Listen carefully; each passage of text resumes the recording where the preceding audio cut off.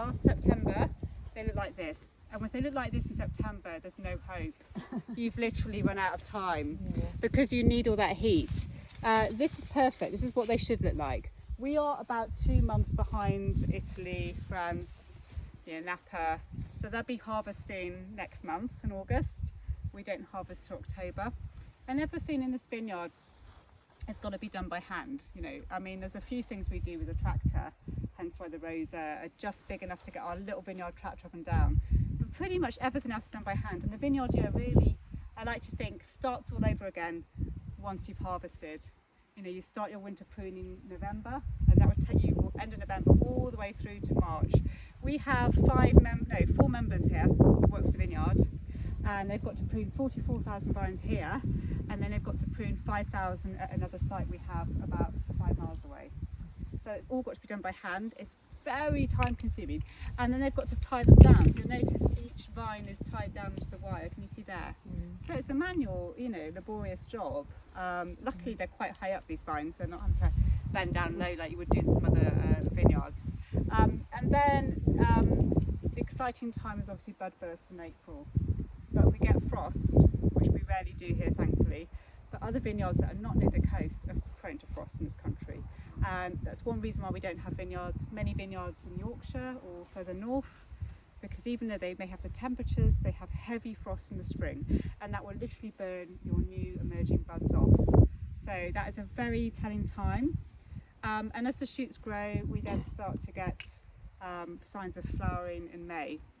Now, the flowers are very important, obviously, and last year we lost half of our potential crop to the fact that the flowers didn't either form properly or the heavy rain knocked the flower heads off. We had so much rain last spring, do you remember? It was really heavy, cold rain, and it just knocked those flower heads off, and there's no fruit. So that's quite worrying time. We also have to keep an eye out for powdery and downy mildew. So we are not organic. It's very hard to be organic in this country. We have to spray for the mildew. The mildew will basically, it looks like talcum powder, it covers the leaves, it will eventually finish your vine off. You can't just leave it. And there are some organic vineyards in this country, obviously, but they are now struggling because since we left the EU, policy has changed. So you were allowed to spray copper sulphite, and copper sulphite basically protected your vines from a bit of mildew.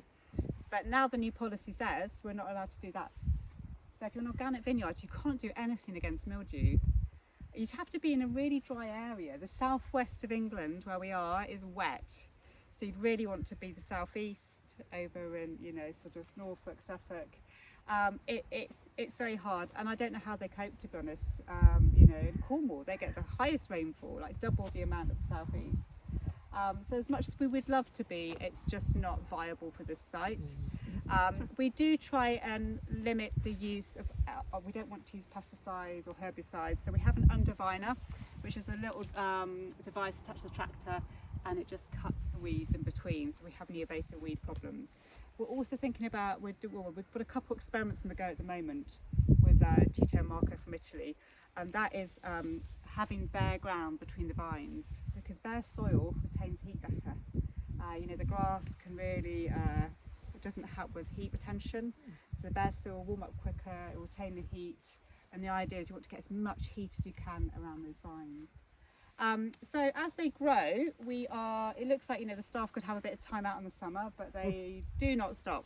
They're tucking them in and they're cutting them. So last week these were going crazy all over the place, and I've come back a week later and they've all had a little haircut, which is delightful. So that's good, because if they keep growing, they will shade the fruit. So we're constantly cutting, giving them a haircut. We may do some leaf removal if we need to basically create a bit more light, let the grapes get some more light in, and then we'll be basically looking out for any pest problems like fruit fly, moth issues. Got to keep an eye on those, because again they can do a lot of damage. And then the exciting time is obviously waiting for veraison, when the grapes change colour, and that will start to happen here in September. So at the moment they're just going to plump out.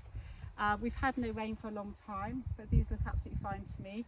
And it's illegal to irrigate in most wine regions of the world. So France, Italy, you can't add water. And the French have a theory that if you add water, during the hottest time of the year, which is August, then you're going to dilute the flavour of the grape juice.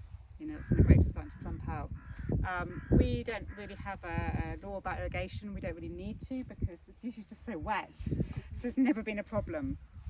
But the vines are doing fine, to be honest, they're fine.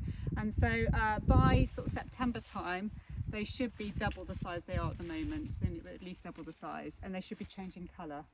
And if they don't, then you'll basically, it's time to start panicking, because that's not good. So we need it to continue being warm and sunny. We've so far so good, but things can change suddenly. And people ask me, how much wine do you produce here at Bride Valley? Well, it's like this, literally, like a strange graph. You know, some years have been incredible, like 2018, the vintage you just drank.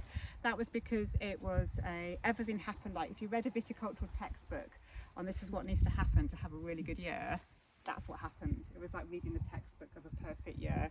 An amazing spring, good flowers, you know, good fruit set, beautiful long dry summer, into an amazing Indian summer in the autumn. So September and October were really warm, and we basically, the vines were just dripping with grapes. It was almost like continental standards. We produced about 80 tonnes. We were getting at least 2-3 bottles of wine from each vine, which is unheard of in this country. Let's hope this year's going to be similar, because it's at the moment it's on track for the same kind of year. And then we've had terrible years. The worst year the country ever saw was 2012. Nothing ripened. It was the London Olympics, actually. I remember it because I was working as part of the Olympic team, and it was dreadful. It rained, we couldn't ripen a grape, nobody picked. So that was a year when you have a really bad time. Last year wasn't great either. We were 10 tonnes down from the previous year, and that was because of the wet spring. And again, no heat. You know, you get there and your grapes are small and hard. And so what happens when you have a bad vintage? Well, hopefully you've been really sensible and you've stored some of your wine from a previous year, your base wine on sulfite, and you can do a non-vintage blend. So non-vintages, in my opinion, are just as delicious, but legally you can't put the date on the bottle. The date only goes on if those grapes have just come from that year. I'm sure you probably know this. And that causes problems. Non-vintages can cause problems with consumers, because consumers like to know, how old is this bottle of sparkling wine? You know, how long has it been aging for? You're not going to know. You know, the wine producer can tell you. And so sometimes people think that having a non-vintage, they're being cheated, but you're not. Okay, the French made a really good way of saying, look, a vintage, we've had a great year. Not only do we get more grapes, we get amazing quality and we can sell it for more. So it's a great marketing thing. It's a great way to make a bit more money, but non-vintages, in my opinion, are great. So we try not to fluctuate our prices. We don't want to do that. So you have to ride the ups with the downs. It can be tricky. And another thing we have to think about eventually is, when do these vines need to be replaced? And I'm afraid this goes back to America. You may know about this already, or you may not. This is to do with some American vines that came over in the late 1800s to Europe. And it was an exciting time for botanists. They thought they were bringing an exciting new species of vine over. And what they did is they brought agricultural disease. So these American vines had Damn Americans. Phylloxera. And it's a little nematode that lives in the soil, and it lives in the roots of the American vine. And it wiped out 80% of the vineyards in Europe. It was a terrible time, the 1860s. And so they had to come up with a solution. And the American vine is not the same species as Vitis vinifera, the European vine. They're different species. And sadly, it didn't produce very nice grapes, not good enough to make wine. But what they eventually realised is that if they took the rootstock from the American vine and grafted it onto the European vine, it would become disease resistant. And that's exactly what they did. So this is when grafting was invented. Very exciting time. We take it for granted now, you know, rose bushes, fruit trees, they're all grafted onto disease-resistant rootstock. So this basically saved the European wine trade. Phew. But what it does do in a damp country is, where the grafting is made, it is prone to basically, you know, a bit of fungus attack and other sort of mould issues. Not a problem in a dry country, and probably not a problem in the southeast, but the southwest is something we have to look out for. So they're all right for the moment, and hopefully they'll have another 30 years. But can you imagine the task of having to replant your vineyard? You can see very old vines in countries like Australia, New Zealand, South America, because they have never had phylloxera. So if you take your Europe, one of our vines from here or anywhere in Europe over to South America, Australia or New Zealand, you'll be put in jail. And it's happened. A couple did it once. Can you believe it? No. I don't know what they were thinking. They was going to take some vines over to my friends in Australia. And it went to court and everything. And, that's why when you get asked at Heathrow Airport, have you got anything, fruit and veg in your bag? It's a really, really sensible question, because that's things, agricultural disease can spread so easily. So it's interesting to think we have, American rootstock, European vine in an English vineyard, but they're flourishing. Does anybody have any questions at all? I've probably gone into quite a bit of detail. Anybody?